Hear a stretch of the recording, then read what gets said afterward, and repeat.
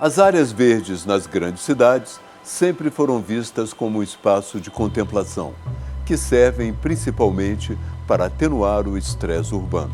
No entanto, o avanço da tecnologia e do conhecimento sobre a sustentabilidade indica que essas áreas podem ter mais e maiores funções, que antes eram exclusivas das grandes, custosas e impactantes obras de infraestrutura convencionais. É a chamada infraestrutura verde, conceito inovador que inclui métodos mais baratos e sustentáveis, como a renaturalização de rios e a criação de corredores verdes, que podem dar uma grande contribuição para desatar o nó infraestrutural, que é um dos grandes problemas do país. Para falar desse tema, vamos hoje fazer um programa um pouco diferente. Estamos no estúdio com a arquiteta Pérola Brocanelli, autora de um projeto de revitalização das marginais dos rios Tietê e Pinheiros, em São Paulo. E temos também algumas pérolas fora do estúdio. Fomos ao Rio de Janeiro conversar com a urbanista Cecília Herzog, fundadora do Instituto Inverde e especialista no tema, para conhecer interessantes propostas de infraestrutura ecológica no Rio. E também fomos conhecer o movimento Rios e Ruas de São Paulo, que realiza experiências práticas de reconhecimento e reconexão com a extensa malha de rios, corpos d'água, árvores e áreas verdes da cidade de São Paulo, soterradas pelo concreto das obras de infraestrutura convencional que não estão dando mais o resultado que delas se esperava. Pérola, os problemas da grande cidade, os grandes problemas urbanos, são também problemas ambientais, você não acha? E o que significa para nós quando nós passamos a considerá-los problemas ambientais? Bom, quando nós consideramos os problemas ambientais como problemas de infraestrutura, nós passamos então a organizar a cidade em torno do que são chamados os bens comuns, né? Então, a partir disso, nós começamos a ter um orçamento, né, destinado à estruturação dessas redes ecossistêmicas, seja da água, do verde. Em que contexto surgiu essa ideia de infraestrutura verde? Como é que ela aparece e qual a importância dela no momento? Eu acho que ela surge como uma leitura urbana, né, uma leitura administrativa das redes ecossistêmicas e dos recursos naturais. Então, a gente tem infraestrutura viária, né? Temos infraestrutura hídrica. De repente, entendemos que infraestrutura não é só aquilo que nós construímos, mas aquilo que temos e precisamos manter. Então, eu acho que é aí que surge esse termo. Mas indo um pouco adiante, há certas situações em que nós podemos construir uma infraestrutura convencional ou uma estrutura verde. Qual a diferença da estrutura verde? Quais são as vantagens dela? Na verdade, quando a gente parte para essa leitura da infraestrutura verde, né, nós estamos admitindo a possibilidade da construção de cidades mais sustentáveis, né, aonde aquele tripé da sustentabilidade, o triple bottom line, né, que é social, econômico e ambiental, ele começa a se relacionar. Então, nós temos algumas ações socioeconômicas, né, ou ecoeficientes ou socioambientais. Então, esses três fatores, né, começam a se relacionar. Então, eu tenho uma estrada, ela tem um caráter econômico, mas ela também tem uma questão de preservação ambiental. E isso chega até as grandes empresas, né, que começam a trabalhar com ações, né, expondo qual é a filosofia da sua empresa em relação à preservação dos recursos. Elas não deixam de ser ativas economicamente, só que isso se torna como se fosse mais uma moeda, né? Mas como fazer para que essa abordagem se torne mais sistêmica e mais frequente e mais sistêmica? O que é necessário para essa abordagem triunfar de um modo geral? Eu Acho que as diretrizes ambientais municipais, as diretrizes ambientais estaduais, porque sem isso as pessoas de boa vontade, as empresas, né, ou até mesmo os diferentes setores do poder público, eles não caminham com um único objetivo. Então eu acho que isso é o mais importante. Vamos agora iniciar o nosso passeio por São Paulo e pelo Rio de Janeiro, onde alguns lutam por conscientizar as pessoas e desatar parte dos nós de infraestrutura que assolam as cidades com soluções simples e baratas, se comparadas às soluções tradicionais de infraestrutura.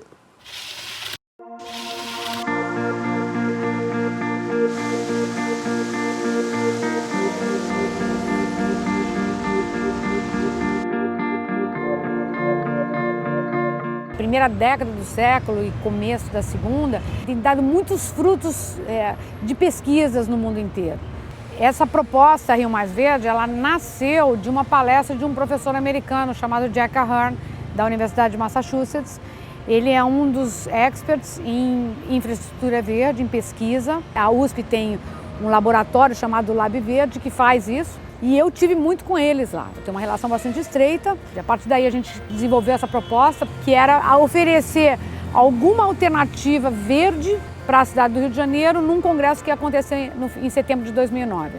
Congresso Internacional de Paisagismo é um trabalho de equipe. E eu só acredito que seja sustentável no longo prazo se houver participação.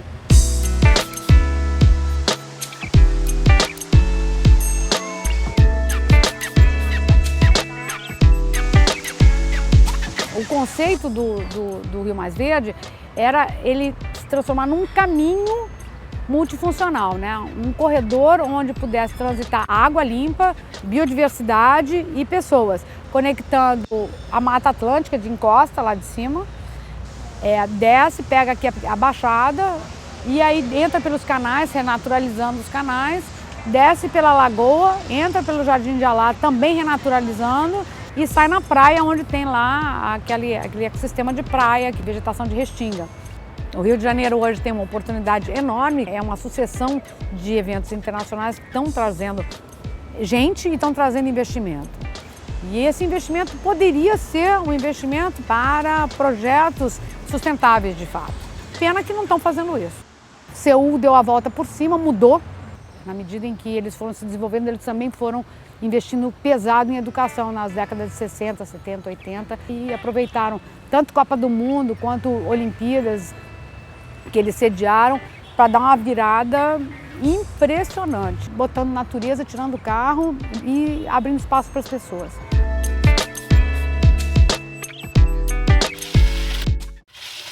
Então, o percurso que a gente vai fazer saindo aqui da Rua Direita, praticamente na Praça da Sé, centro de São Paulo, a gente vai ficar na colina e vendo os vales dos rios que estão em volta. Então a gente vai primeiro ali no pátio do colégio, que dali a gente consegue ver a várzea, a várzea do Carmo, onde está correndo o Tamanduateí. Lugar que sempre ficava completamente inundado, a maior parte da história da cidade, mas hoje é um canal e pouca gente até sabe que tem um rio correndo ali, porque é a Avenida do Estado. Lá a gente vê um viaduto. Aquele viaduto está sobre o rio Tamanduateí, o principal rio da cidade durante 350 anos da história dela. Isso aqui era a entrada da cidade. Se vocês pegarem quadros históricos mostrando a vila de São Paulo, é sempre de lá para cá pintado. São Paulo tem 100 anos em que aconteceu tudo que a gente está vendo. Depois de um certo momento, o rio passa a ser o fundo da cidade, as costas da cidade. Então, tem essa coisa de a gente não valorizar o rio. E não é só nós não, viu? Até a década de 70, por exemplo, quem morasse em Copenhague queria distância dos canais.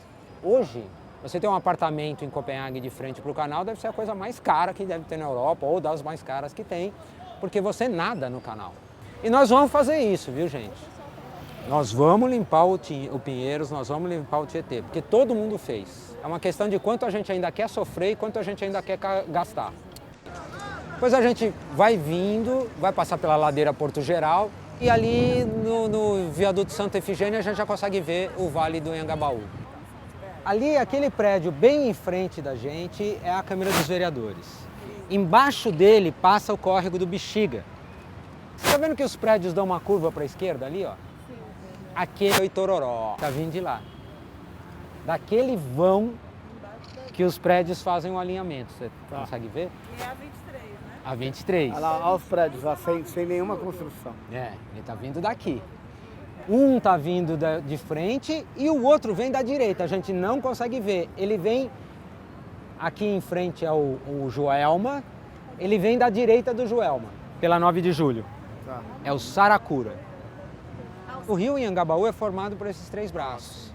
Bom, quando a gente vê no jornal que o pessoal fala assim, bom, na Praça da Bandeira encheu, ficou um congestionamento e tal, a gente traduz para isso. A gente fala assim, olha, é época de chuva, é época de cheia no encontro do Itororó com o Saracura e com o Bexiga. Não é nada mais... São 3 rios, né? São 3 rios se encontrando.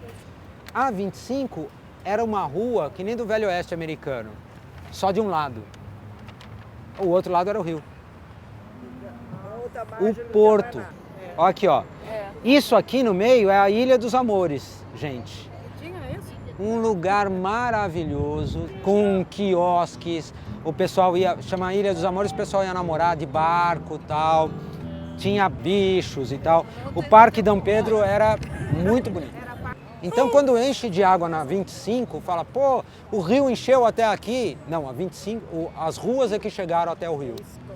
É a mesma coisa as marginais. Quando o cara fala assim, o rio encheu a marginal, não, a marginal entrou no rio, né? Porque era tudo cheio de curva, ele era assim, ó.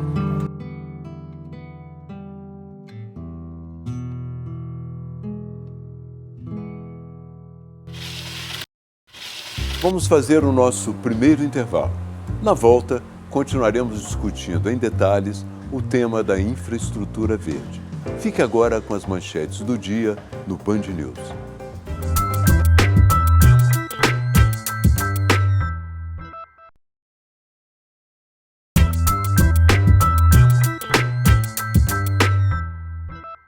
O programa Capital Natural desta semana está falando de infraestrutura verde. Estamos conhecendo e debatendo o potencial que as áreas verdes ou naturais de uma cidade têm de resolver problemas estruturais, como a falta de mobilidade, o saneamento, a impermeabilização do solo e as enchentes, que o concreto das grandes e custosas obras de infraestrutura convencional não dá mais conta de resolver. Estamos conversando com a urbanista Cecília Herzog, no Rio de Janeiro, conhecendo o projeto Rio e Ruas de São Paulo e conversando com a arquiteta Pérola Brocanelli em nosso estúdio. Pérola, eu gostaria que você falasse um pouco sobre o projeto de revitalização ecológica das marginais do Tietê e Pinheiros. O que significa isso? Que vantagens econômicas, sociais e ambientais ele trouxe para a cidade? Na verdade, esse projeto ele é uma hipótese, né, desenvolvida na tese de doutorado que eu realizei em 2007 na FAUSP. E ele tem por princípio estudar o uso e ocupação do solo e as grandes operações urbanas da cidade, colocando que o necessário para que esses grandes rios da cidade voltem a ser espaços públicos, né? O importante é que as operações urbanas, que já são áreas em transformação na cidade, que elas tenham diretrizes ambientais. Então, a partir do momento que na reestruturação, por exemplo, da Barra Funda ou de outro bairro qualquer na cidade, que esteja sendo revitalizado por ser uma antiga área industrial, então que aí nós tenhamos um incentivo à formação desses grandes parques, que são as áreas de proteção das águas, as APPs, né, áreas de proteção permanente, e que isso como um atendimento à legislação. Pérola, esse projeto de revitalização dos rios daqui é diferente, por exemplo, do projeto de revitalização do rio Tâmisa na Inglaterra, em Londres, não? Tem características diferentes? Tem características diferentes porque é um ecossistema diferente, né? Então aqui nós teríamos também uma refrigeração da temperatura da cidade. Nós temos uma ilha de calor com 10 graus. Então a nossa reestruturação, ela precisa ser verde para que a vegetação possa evapotranspirar e transferir umidade ao ar e refrigerar essa cidade, que no centro é 10 graus mais quente do que nas periferias mais distantes, né? Vamos voltar ao Rio e conhecer as dificuldades de se implantar o projeto Rio Mais Verde na cidade, que virou um canteiro de obras de infraestrutura convencional. Aqui é a entrada do solar, né, que é um patrimônio histórico, e onde fica o horto do Jardim Botânico. E do lado tem a entrada do Clube dos Macacos, onde a gente pode ver um jardim muito sem funcionalidade. Áreas onde tem alta visibilidade, devia ter um incentivo para que se instalasse jardins com vegetação nossa, com plaquinhas explicativas, né, interpretativas, onde as pessoas passando por ali sejam educadas e não manter a estética do controle, porque isso aqui certamente tem que ter poda, né, permanente para manter isso aí. A poda impacta. Se tiver agrotóxico, não serve nem para compostagem, então você não fecha o ciclo, você vai ter que enterrar ele em algum lixão ou algum aterro. E as pessoas acham que isso que é bonito. E em outros países está tendo uma volta enorme de uma estética ecológica, onde entra uma biodiversidade. E isso é infraestrutura verde. Como você volta atrás, como você resgata essa funcionalidade das paisagens para a qualidade de vida das pessoas. E eu acho que a gente tem assim, que mudar esse conceito no Brasil. A gente está muito atrasado.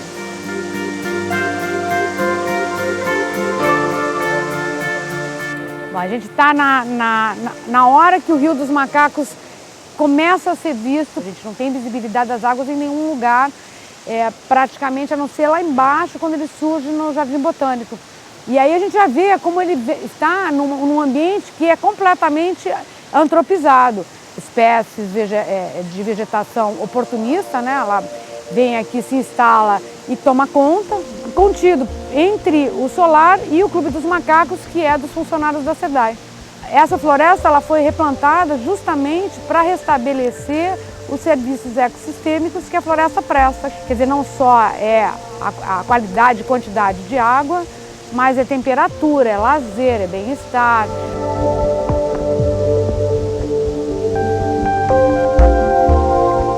Aqui a gente consegue saber que o rio está perto porque a gente consegue escutar. Apesar de ter invasora que nem a Dracena e a Jaqueira, enfim, é uma das áreas mais biodiversas do planeta, é a Mata Atlântica. Teria que ter mais visibilidade, ser mais valorizado. Quer dizer, isso é bom, mas vamos descer para a cidade, onde as pessoas estão.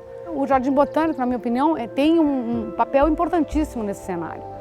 Tem um potencial enorme de educar mesmo ecologicamente, trazer as pessoas para conhecer a mata, valorizar e fazer experiências de jardim como vários jardins botânicos do mundo fazem, transformando essas superfícies cinzas em superfícies vivas. E aí é que eu acho que falta a formação. Não temos paisagistas que tenham essa compreensão da paisagem como suporte geobiofísico, né, que segura a gente e que dá suporte para a vida. E a gente está perdendo. As nossas crianças hoje conhecem a natureza através do vídeo, né? Tem uma videofilia. Então é tudo virtual. Essa estrada, ela desce, né? Vai até, encontra lá, é uma estrada basicamente de serviço para o Jardim Botânico. E a gente tem várias questões aqui, não só a questão do rio, né? Que a gente já vem acompanhando, mas a gente tem a questão das encostas, porque as encostas desse maciço, dos maciços que ao longo da nossa costa, são extremamente instáveis. E eu acho interessante a gente olhar o rio, né? Porque aqui tem todas essas casas que estão aqui na beira mesmo do rio, e ver a tubulação que a SEDAI colocou para coletar esgoto e tal, que desce dentro do rio praticamente.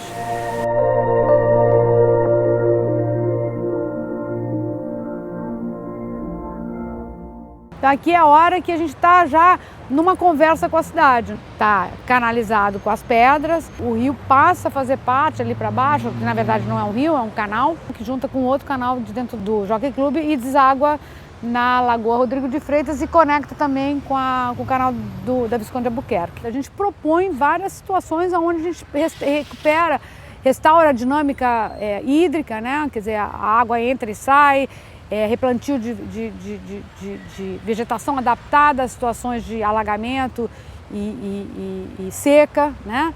E lugares onde as pessoas possam transitar e ver o manguezal, né? Que foi reintroduzido, porque a lagoa era doce, ela foi salinizada para diminuir o número de mosquitos. Como a gente pode ver, não resolveu nada, né? Ela hoje tem 50% praticamente do espelho d'água original dela. Então não é à toa que a gente tem tanta enchente. A introdução de infraestrutura verde que seria o mais recomendável, né? Voltar atrás, mimetizando a natureza, né? Através de tetos verdes, tentando segurar a água onde ela cai, soluções que poderiam minimizar esses impactos e melhorar a qualidade de vida, né? Na medida também que houvesse um foco muito mais nas pessoas e não nos automóveis. Eu acho que quando a gente tira as pessoas de casa, o que a chuva leva e tal, é um desespero social, e quando a gente tira uma floresta é um desespero ecológico, né? Então eu acho que isso daí a gente não pode nunca esquecer que a gente depende da natureza para viver.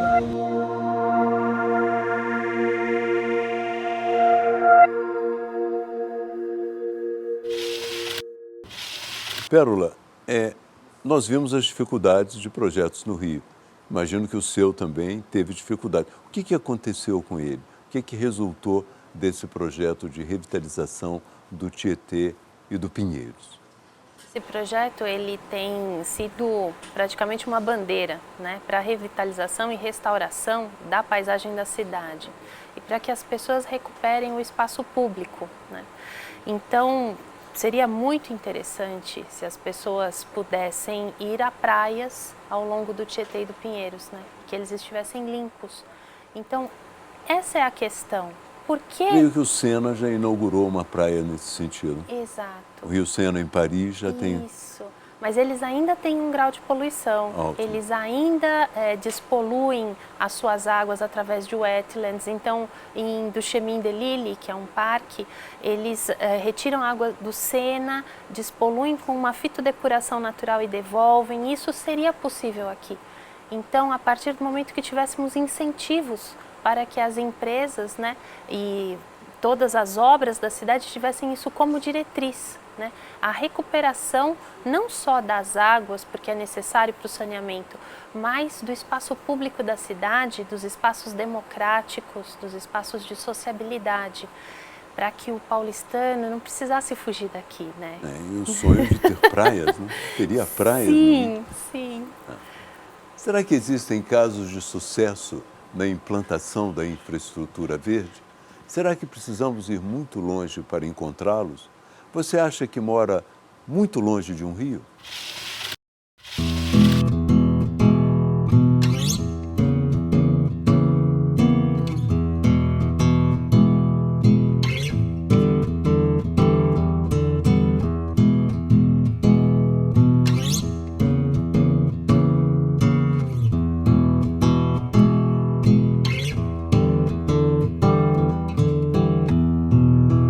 A relação das enchentes está completamente relacionada à presença de rios em São Paulo, tá? Então as pessoas esquecem disso, então acham que vão acabar com as enchentes um dia, nos lugares onde ela acontece. Os lugares onde ela acontece é onde elas têm que acontecer, certo? Então às vezes elas são agravadas por algumas coisas. Por exemplo, a gente está numa praça enorme, a gente sabe que no vale embaixo enche, inclusive interdita o túnel e tal. Bom, olhem para essa praça, olha o tamanho dela. Tem algum lugar para a água penetrar? Para penetrar no solo? Não. Lugar nenhum. Toda a água ela é jogada nas galerias de água pluvial. Por exemplo, você está num lugar onde tem um monte de prédio. Vamos supor, isso aqui é uma rua, mas vamos supor, isso aqui é uma quadra, esse prédio tem quintal, aquele prédio tem quintal, só que a gente vê um vão no meio. É por isso que a gente sai procurando nesses lugares de alta verticalização, olhando para cima e não para baixo. Quando você acha o vão, você fala, pô, aqui pode ter uma galeria. Porque os prédios não podem construir em cima das galerias. Então você procura um corredor de céu em algum lugar. E aí você acha, você fala, pode ser aqui. As galerias de água pluvial, nenhum engenheiro é louco de fazer galeria de água pluvial assim, né? Vou dar uma volta. Não, elas são assim. Cano reto, fechado. A água não penetra no solo, a água não evapora, ela não encontra obstáculos como na natureza, ela bate em pedra, bate em árvore, folha de árvore segura uma quantidade de água absurda numa chuva. Ela vai jogando essa água devagar no solo. Tudo isso minimizaria o escorrimento superficial de água. Aqui não. Todo escorrimento é jogado em galerias e todo jogado na galeria principal, que é no caso, a Anhangabaú. Você tem que conseguir segurar essa água antes em algum lugar ou que ela vá mais devagar para lá. Então a gente tem vários exemplos hoje, tecnologias, etc., pensando nisso, que é copiando como era naturalmente. Por exemplo, jardins de chuva. É como são chamados alguns desses tipos de... que são o quê? São jardins, o jardim mesmo, o canteiro de árvore. Olha a árvore, ela não podia ser um pouquinho, ela está cimentada até. Então, esses jardins, eles retêm a água nele e espalham a água no subsolo, no solo que está abaixo dele. Aquela cobertura ali, por exemplo. Vários lugares hoje utilizam uma dessas técnicas que se chama cobertura verde, que é plantar em cima do teto. Uma calçada com um pavimento permeável.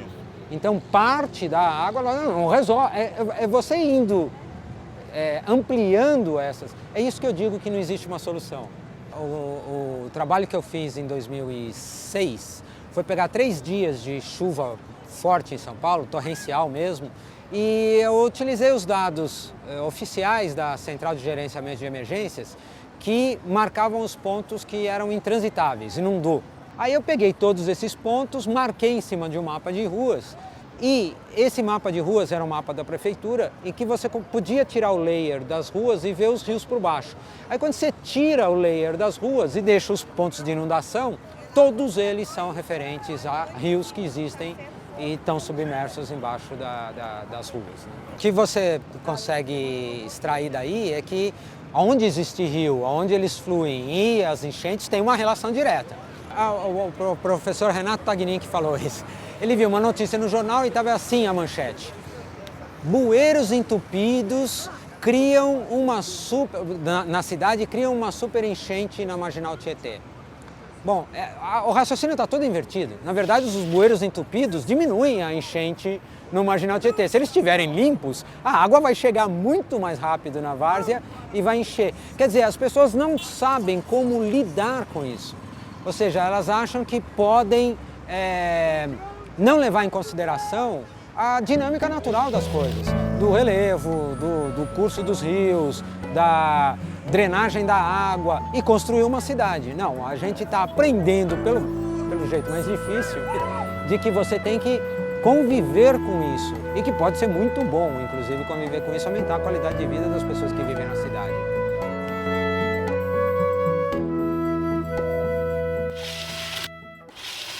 Pérola, nós temos falado aqui das funções da infraestrutura verde. E nós vimos que essas funções das áreas verdes numa cidade vão além da pura contemplação. Quais são, no seu entender, as principais funções dessa nova infraestrutura? Ela estimula, por exemplo, a convivência, ela é mais barata? Quais são as vantagens desse processo? As vantagens desse processo são trabalhar o exercício da cidadania ambiental. Né? Você reconhecer-se no território, você conseguir tratar ao mesmo tempo um problema de infraestrutura urbana de macrodrenagem, segurando águas dos rios, em vez de você ter piscinões, você ter lagoas de contenção, né? Isso é um espaço público, isso é um parque, é uma área de lazer, mas também é uma área de pesquisa. Também podemos ter universidades ao longo de um eixo verde como esse, hotéis, espaços de convenção e empregos, né? Empregos para biólogos, botânicos, administradores, pipoqueiros, jardineiros, enfim. Quem puder. Pelo que você Exato. está falando, seria reinventar um pouco a cidade, né? A partir Isso. Perfeitamente. Vamos fazer o nosso último intervalo. Na volta, Pérola vai responder a pergunta que não quer calar. Por que parece tão difícil implantar algo que é tão óbvio? Fique agora com as notícias do dia no Band News.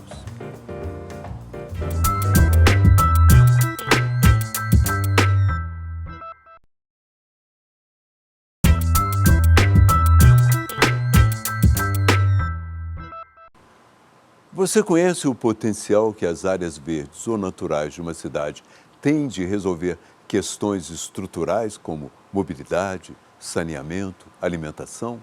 A infraestrutura verde é um conceito inovador que pode mudar não só a cara, mas os rumos das cidades modernas. Estamos conversando com especialistas em estúdio e na rua do Rio de Janeiro e São Paulo que estudam e vivem o tema na prática. A pergunta que não quer calar: por que, sendo tão óbvia a vantagem desse projeto, por que ele não é aplicado extensamente no país e nas grandes metrópoles brasileiras? O que nos afasta ainda da realização de uma ideia como essa? Eu acho que a nossa organização político-administrativa, porque no caso dos rios, ela não é feita por bacias hidrográficas. Nós não temos o bairro do Pacaembu, que seria do córrego Pacaembu, né? Ou o bairro da Água Preta, que seria o rio Água Preta. Nós temos os bairros da Perdizes, né? Do Sumaré. Nós não temos uma organização político-administrativa por bacias hidrográficas.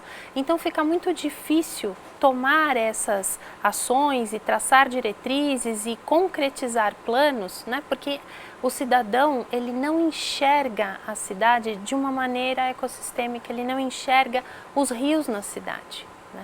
Então eu acho que essa é a maior dificuldade, a nossa organização político-administrativa, que vai envolver às vezes 2, 3 subprefeituras para uma única bacia hidrográfica.